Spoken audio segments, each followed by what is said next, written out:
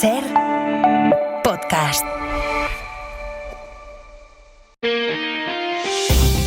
Las 8 de Hoy por Hoy en Ser Podcast.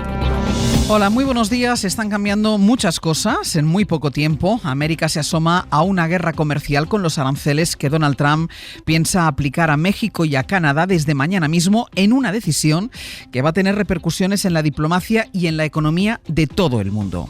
Entre otras cosas porque esos aranceles los va a extender a China, con quien pugna en la carrera por la inteligencia artificial. Y en mitad de ese escenario global que Trump está dispuesto a sacudir, Bruselas reúne hoy a los líderes de la Unión para intentar que Europa encuentre su sitio en un momento de debilidad política en Francia y especialmente en Alemania, donde faltan 20 días para unas elecciones en las que la ultraderecha se perfila como segunda fuerza. Con este clamor, miles de personas salieron ayer a las calles de Berlín para defender lo que en Alemania llaman Brandmauer, el cortafuegos, que es la forma en que denominan al cordón sanitario que ha sido una constante estos años en la política de ese país, pero que ven peligrar después de que la semana pasada el candidato de la CDU, favorito a ganar las elecciones en las encuestas, compartiera votación con Alternativa para Alemania, en una moción para endurecer las políticas de asilo. Sastre, buenos días. Buenos días, Barceló. Ayer fueron unas 160.000 personas en Berlín, el sábado más de 200.000 en ciudades como Stuttgart, Colonia, Hamburgo. La CDU va en cabeza con el 30% de los votos y AfD tendría el 20%. Los socialdemócratas en torno al 16%. Hoy por Hoy Noticias. Ser Podcast. Las encuestas, como ven, constatan el crecimiento de los partidos de extrema derecha en Europa. Aquí en España, el barómetro de 40dB, que hoy publicamos en la cadena SER y en El País, registra el auge de Vox, que obtendría su mejor resultado desde las últimas elecciones generales. Sara Selva, buenos días. ¿Qué tal, Ángel? Buenos días. Resultado que coincide con la caída del PSOE y del PP después de la polémica por el decreto Ómnibus que contemplaba la subida de las pensiones. Sí, esa pugna por el decreto Ómnibus ha pasado factura tanto al PSOE como al PP. Los dos retroceden y los dos obtienen su peor resultado. Los socialistas pierden un punto, se quedan en torno al 28%, y el PP se deja también unas décimas y se queda por debajo del 33%. La distancia entre ambos es ahora de más de 4 puntos. Y mientras los dos partidos principales caen, el que crece es Vox. La ultraderecha lleva 3 meses seguidos mejorando sus resultados y este mes consigue su mejor dato desde las últimas elecciones generales. Ahora está por encima del 14% en estimación de voto, casi 2 puntos más que en julio de 2023. De hecho, esa subida de Vox permite al bloque de la derecha conservar el resultado del mes pasado. Juntos, los de Abascal y los de Feijóo suman casi el 47% de los votos. El bloque de la izquierda, con el PSOE, con Sumar y Podemos, se queda cerca del 38%. Sara, es importante situar las diferencias en intención de voto tanto por edades como por territorios. Sí, por edades, lo que vienen mostrando los barómetros de 40dB es que la ultraderecha va perdiendo apoyos conforme avanza la edad, así que recibe apoyo sobre todo entre los más jóvenes. Para los menores de 25 años, la primera opción política es abstenerse o votar blanco o nulo, pero la segunda opción es Vox. 1 de cada 4, el 27%, elegiría la ultraderecha. Son casi 7 puntos más que el mes pasado. Por territorios, la región en la que Vox recibe más respaldo es Andalucía, con un 17%. Allí el PSOE ha conseguido recortar la distancia con el PP y los socialistas serían además el partido más votado en la Comunidad Valenciana. Sara, gracias. A vosotros, gracias. Este barómetro pregunta también por la vivienda. El 49% de los españoles apoyan limitar a 1 o a 2 el número máximo de casas que puede tener un ciudadano. El 30% cree, en cambio, que no debe haber topes al número de viviendas que puede tener cada uno. El 70% apoya penalizar fiscalmente a quienes pongan a los alquileres con precios abusivos. Por esta encuesta, tanto por la vivienda como por la intención de voto, como el Gobierno intenta recuperar la iniciativa política, le podremos preguntar a las 9 al ministro Óscar López, que ayer fue proclamado secretario general del PSOE de Madrid en un acto que compartió con Pedro Sánchez y con la mirada puesta en Isabel Díaz Ayuso. Y que la lucha, la pugna que vamos a emprender en la Comunidad de Madrid no es fácil, no es sencilla, porque aquí no tenemos una internacional ultraderechista. Aquí tenemos a la multinacional ultraderechista, que consiste en lo siguiente. Yo te pongo una alfombra roja para que hagas negocio con los derechos de la gente y a cambio yo te financio pseudomedios digitales, tertulianos en las televisiones y también en las radios para expandir los bulos, la desinformación y condicionar el debate público en la Comunidad de Madrid y en el conjunto de España. El Gobierno enfoca la agenda de esta semana en las previsiones económicas. El Consejo de Ministros prevé aprobar mañana la reducción de la jornada laboral, aunque a partir de ahí va a empezar el camino para buscar los apoyos que le permitan sacar adelante esa medida en el Congreso. De momento, intenta engrasar la relación con Junts para evitar que pase lo que pasó con el decreto Ómnibus de hace apenas unos días. Aquel episodio desgastó al Gobierno, aunque logró sacarlo adelante a última hora. En realidad, a quien más desgastó aquello fue al PP, que pensó que sería una derrota para el Ejecutivo, pero ha terminado metido en su propio debate interno porque votarán ahora a favor de medidas a las que antes votaron en contra. Y ese debate interno es el que Feijóo va a abordar hoy mismo con sus varones. David Junquera, buenos días. Hola, buenos días. El PP, que dejó pasar el ómnibus, pero luego se subió por sorpresa al minibús, así lo calificó Gamarra, y esa decisión le ha provocado una pequeña crisis de identidad. Los populares comenzaron la semana a tope de moral tras haber provocado una sonora derrota parlamentaria de Pedro Sánchez, pero la terminaron presa de sus debates recurrentes, aunque según la vicesecretaria Noelia Núñez, debate ninguno. Han tratado de utilizar a los pensionistas, a los afectados por la Dana, a los usuarios del transporte público como rehenes con todo lo que ha pasado en esta última semana. Insisto, han perdido absolutamente el relato. No lo tienen tan claro muchos poseedores del carné del PP. Hoy hay junta directiva, reunión de dirigentes y varones, en un clima en el que vuelven algunos de los fantasmas clásicos. La estrategia zigzagueante, el pulso charranes halcones, la configuración de los equipos o cómo llevarse con Vox. Feijóo destacará la debilidad de Sánchez y hará más propuestas sobre vivienda, al tiempo que tratará de apaciguar el ruido en su propia casa. Está por ver si a esa reunión de hoy de dirigentes del PP llegan las palabras del alcalde de Oviedo, de su partido, que ha acusado a un inmigrante del último crimen machista que ha ocurrido en Asturias y que no cometió un inmigrante. Ángel Fabián, buenos días. Buenos días. En realidad, quien era de origen cubano era la víctima, una mujer de 40 años que falleció el sábado acuchillada por un vecino de Langreo. Pero no fue la única declaración llamativa del alcalde de Oviedo, Alfredo Cantelli, del Partido Popular, que pidió también que haya concentraciones cuando matan a un hombre. Sí, pero bueno, pues habrá que hacer un minuto de silencio cuando muere un hombre y 50 cuando mueran las mujeres. Dios quiera que mueran los mismos que los hombres y que sea uno al año. Pero esa realidad está aquí. Oviedo nos mataron a uno hace poco puñaladas y nadie se movió, nadie hizo nada. Se está refiriendo al crimen cometido por un hombre con problemas mentales que mató a puñaladas hace unas semanas en Oviedo a su cuidador, este sí, de procedencia latinoamericana. Las declaraciones del alcalde de Oviedo han generado el rechazo del PSOE e Izquierda Unida, pero nada ha dicho hasta ahora el Partido Popular de Asturias. En Cádiz, en el concurso de carnaval, una chirigota aprovechó para lanzar mensajes negacionistas que fueron respondidos por abucheos y gritos del público. Cádiz, Pedro Espinosa, buenos días. Hola, buenos días. El concurso del carnaval de Cádiz se emite en directo y sin revisión previa de lo que se va a cantar. La chirigota Abre los ojos, cuya autora fue candidata del partido de ultraderecha Libres, había anunciado que venía a decir la verdad sobre las vacunas y el cambio climático, pero poco después de abrirse el telón, el público del Teatro Falla empezó a abuchear y a cantar por encima de sus voces, con lo que sus mensajes no llegaron a escucharse. La autora ha denunciado un boicot, un ataque a la libertad de expresión. El público impidió de esta manera que el altavoz del concurso del Carnaval de Cádiz fuera aprovechado con otros fines.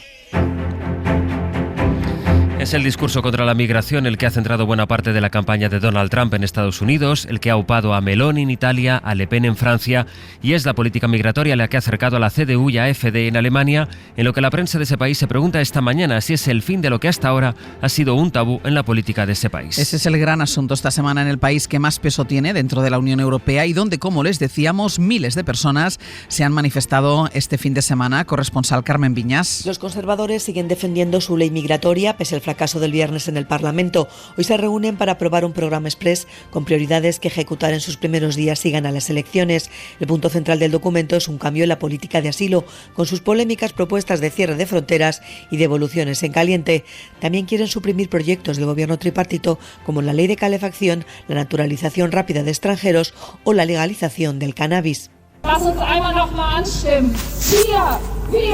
Wir sind die Brandmauer. Unos 160.000 manifestantes, según la policía, y 250.000 según los organizadores, salieron a las calles de Berlín. Coreaban consignas como "Nosotros somos el cortafuegos" o "CDU, avergüénzate".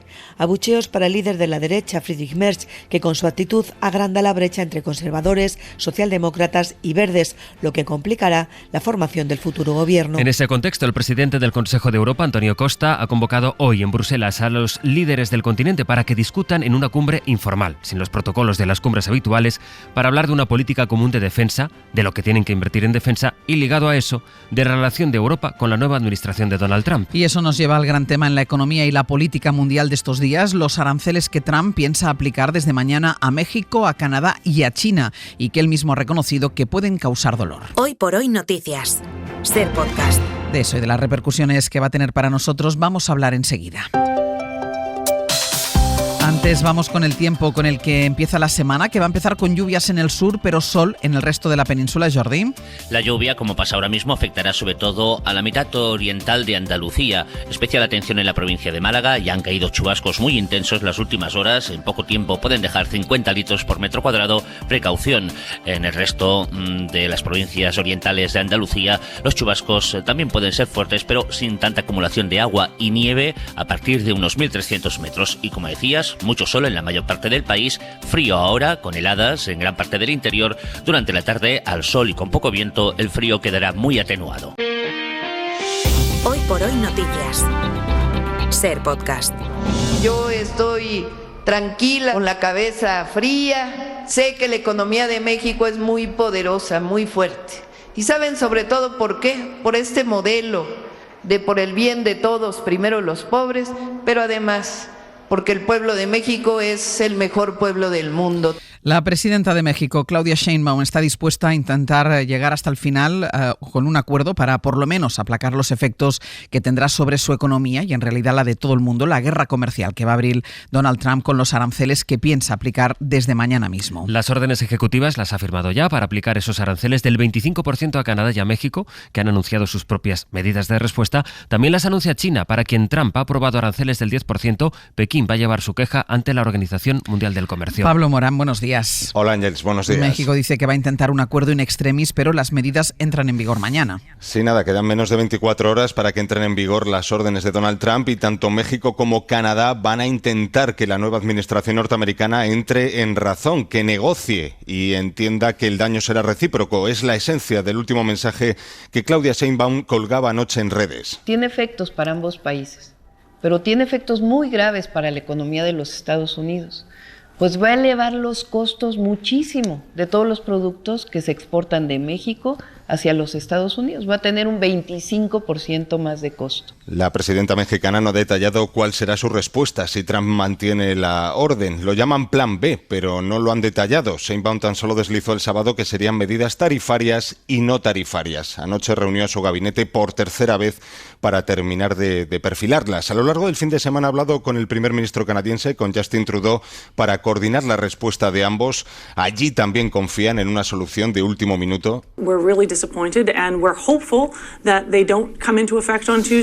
Es la esperanza que expresaba este domingo la embajadora canadiense en Estados Unidos, aunque Trudeau ya ha avanzado que responderá con los mismos aranceles que impone Trump. Pablo, gracias. A ti, hasta ahora. A las 7:30, nuestro tiempo de economía, hemos repasado con Javier Ruiz las consecuencias económicas que va a tener esta guerra comercial por los aranceles que se desprende de los anuncios de Trump, que no se quedan solo ahí. En las últimas horas también el presidente de Panamá ha decidido que no renueva el memorándum que su país tiene firmado con China. Una cosa importante, que es una decisión que adopté y se la comuniqué. El memorándum de entendimiento del año 2017 sobre la ruta de la seda. No renueva ese memorándum de la ruta de la seda que lo vinculaba con China. Y a quien va a recibir mañana Donald Trump es al primer ministro de Israel, a Netanyahu, que está allá en Washington. Netanyahu será el primer líder internacional que recibe en la Casa Blanca el nuevo presidente de Estados Unidos, un viaje que coincide con el momento en que deben comenzar las negociaciones entre Israel y Hamás para la segunda fase de la tregua. Dice la prensa israelí hoy que Trump le ha dicho a Netanyahu que no quiere que Israel vuelva a combatir en la franja. Fue en agosto de 2023, la selección femenina de fútbol ganaba para España un mundial cuya celebración quedó empañada por el beso de Luis Rubiales a Jenny Hermoso y por todo lo que vino después, las maniobras de la federación para exculpar a Rubiales y presionar a la futbolista. Aquel episodio llega hoy a juicio. A las 10 empieza en la Audiencia Nacional ese proceso por el que Rubiales se sienta en el banquillo junto a quien fue director deportivo de la selección, Albert Luque, el antiguo responsable de marketing y también el exentrenador Jorge Vilda. Está previsto que Jenny Hermoso pueda declarar hoy mismo. Miguel Ángel Campos. Fueron 6 días de presiones y hostigamiento constantes de Rubiales y su círculo de confianza a Jenny Hermoso y su entorno familiar y personal, según relata la Fiscalía, desde la misma noche en que el expresidente de la Federación le dio aquel beso no consentido hasta que fue suspendido por la FIFA. A los pocos minutos del beso robado, cuando concluyó la final del Mundial en Australia, en el autobús camino del aeropuerto, en el avión y en la escala en Doha y hasta en el viaje de vacaciones a Ibiza, donde Albert Luque, coacusado, trató de sobornarla supuestamente con un puesto en la Federación y acabó deseándole que se encuentre muy sola en la vida. A las 10 comienza el juicio en San Fernando de Henares y está previsto que hoy declaren como testigos la propia Hermoso y las extrabajadoras de la Federación, Ana Álvarez y Patricia Pérez. En el banquillo se sientan el expresidente de la Federación, Luis Rubiales, que se enfrenta a una petición de 2 años y medio de cárcel por agresión sexual y coacciones. Junto a él, el exseleccionador femenino, Jorge Vilda, el exdirector de marketing, Rubén Rivera, y el exdirector de la selección, Albert Luque. La Fiscalía pide 1 año y medio de cárcel por coacciones para cada uno de los 3. Y hemos hablado esta mañana de la complicada situación política en Alemania, aunque en Francia no están las cosas mucho mejor para su nuevo primer ministro. A falta de mayorías, François Bayrou está dispuesto a aprobar hoy mismo los presupuestos por decreto, aun a riesgo de someterse a una moción de censura como la que echó a su predecesor. Será el gran asunto político esta semana en Francia y ya veremos. Y aquí en España, el Comité de Expertos para la Reconstrucción después de la Dana de octubre, impulsada por el Gobierno, se va a constituir hoy en Valencia, con la asistencia también del responsable de la Generalitat de la Postdana, el vicepresidente Francisco José Gampampols. Y en 10 minutos el abierto. Hoy comentamos la actualidad junto a Elisa de la Nuez, Ignacio Escolar y Antón Losada. Para no perderte ningún episodio, síguenos en la aplicación o la web de la SER, Podium Podcast o tu plataforma de audio favorita.